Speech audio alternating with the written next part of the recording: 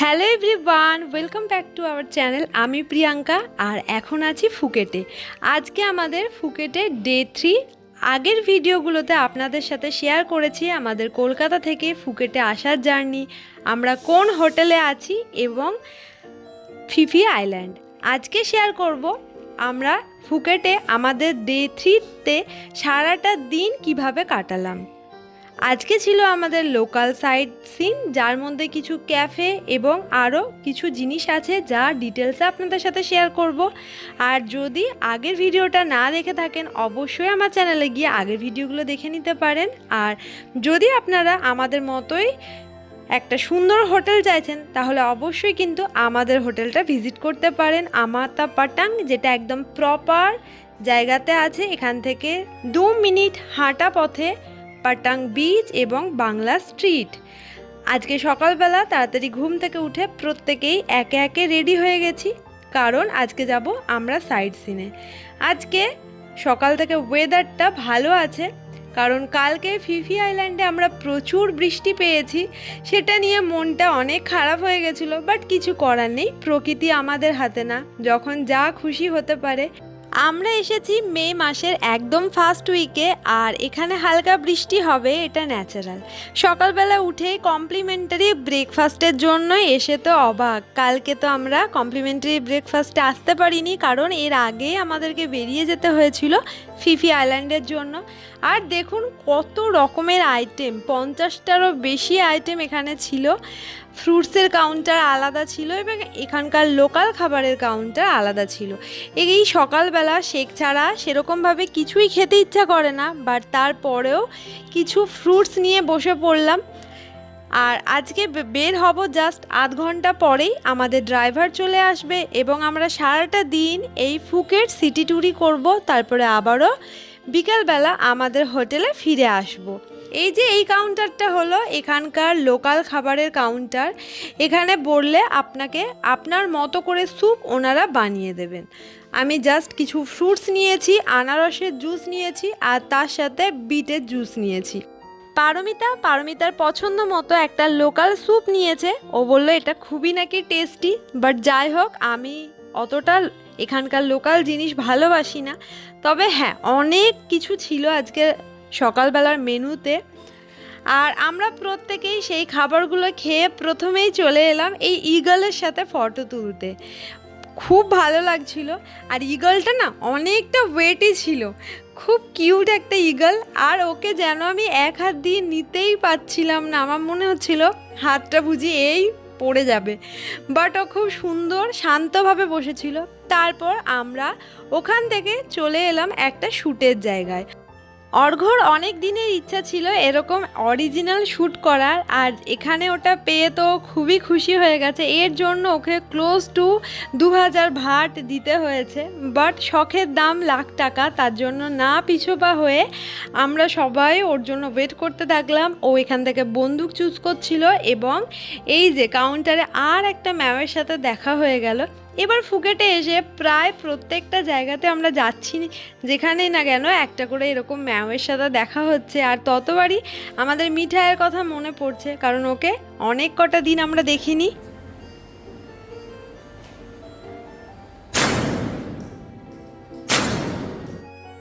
অর্ঘ্য কিন্তু দারুণ শ্যুট করেছে, 10টা গুলি, যার 8টাই পুরো নিশানাতে লেগেছে আর 2টো মিস হয়ে গেছে। যাই হোক, এই যে একটা সুন্দর দেখুন অ্যাকোয়ারিয়াম, ন্যাচারাল অ্যাকোয়ারিয়াম যাকে বলে। এখানে ম্যাক্সিমাম শপেতেই এরকম কিন্তু ন্যাচারাল অ্যাকোয়ারিয়াম বা পদ্মের গাছ খুব বেশি পরিমাণে দেখা যায়। এই ম্যাওটা তো আমার বোনের সাথে অনেকক্ষণ খেলা করলো।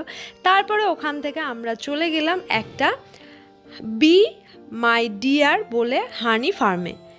এই জায়গাটাতে রিয়েল মধু পাওয়া যায় এবং মধু রিলেটেড আরও অনেক জিনিসপত্র পাওয়া যায়। প্রথমেই এখানে আমরা দেখে নিলাম কিভাবে মধু চাষ হচ্ছে, এটাও আগে দেখিনি, ন্যাশনাল জিওগ্রাফি বা অনেক ভিডিওতে দেখেছি, বাট এবার এটাকে একদম সামনাসামনি দেখলাম। ভয় অবশ্যই একটু পাচ্ছিল প্রত্যেকেরই, কারণ যদি একটা মৌমাছি কামড়ে দেয় ব্যাস, তারপরে সেই জ্বালাটা আমাদেরকেই ভোগ করতে হবে।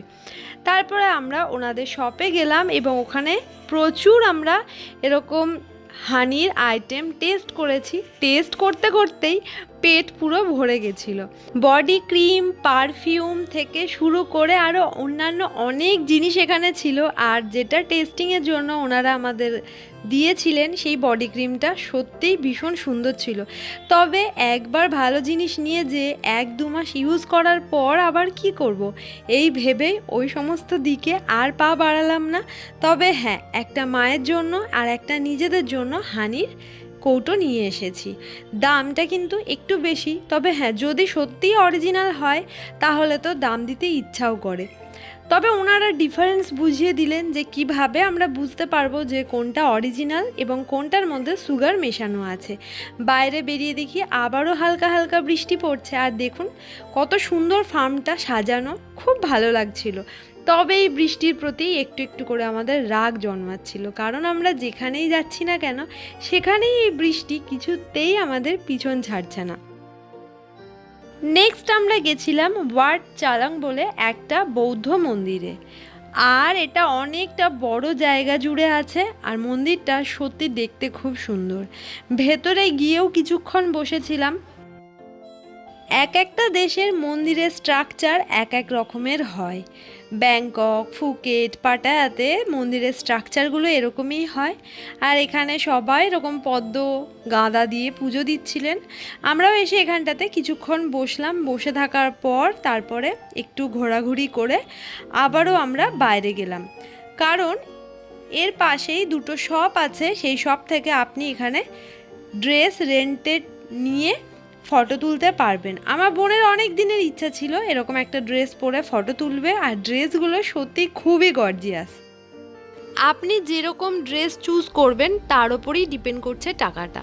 600 ভাট থেকে শুরু, তার সাথে আরও অনেক কিছু জিনিস দিয়ে আপনাকে প্রপারভাবে সাজিয়ে দেওয়া হবে। ওপরের রোতে যে কটা ড্রেস দেখছেন প্রত্যেকটাই 600 ভাট। আর তাছাড়াও 1000 ভাট, 1500 ভাট, 1200 ভাট এরকম ছিল। বোনের পছন্দ হয়েছে এই ড্রেসটা, সেটাই ও মিররের সামনে নিয়ে দেখছে যে কোনটা ভালো লাগে। ওনারাও কিছু কিছু চুজ করে দিচ্ছেন যে এটা আপনাকে ভালো মানাবে।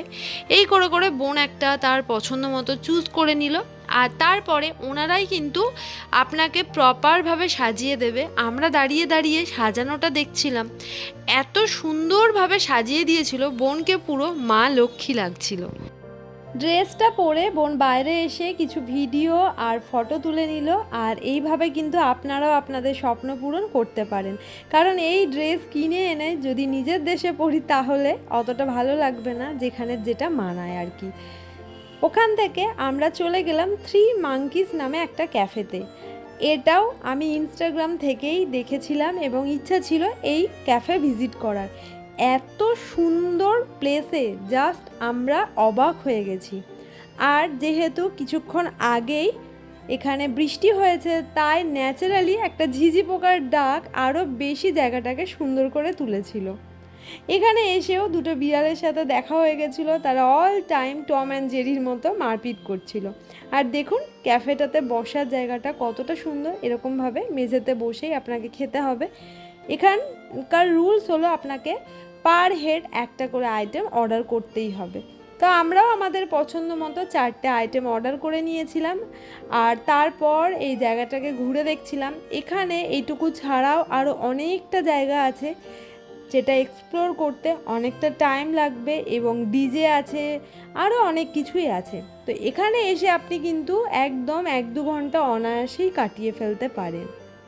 পাটাং বিচ থেকে এর ডিস্টেন্স কিন্তু অনেক বেশি না, যে কারণেই আমাদের হোটেলের থেকে এটার ডিস্টেন্সও অনেকটাই না। এখানে জাস্ট আমরা কিছুক্ষণ সময় কাটাবো, তারপরে আবারও আমাদের হোটেলে ফিরে যাব। আর দেখুন এই ঝুলন্ত জায়গাটা, এটা তো বেশ ভালো লাগছিল, একটু ভয় ভয়ও করছিল। আর যেহেতু কিছুক্ষণ আগেই বৃষ্টি থেমেছে, তাই সব জায়গায় কীরকম জল জল মতো হয়ে গেছিলো।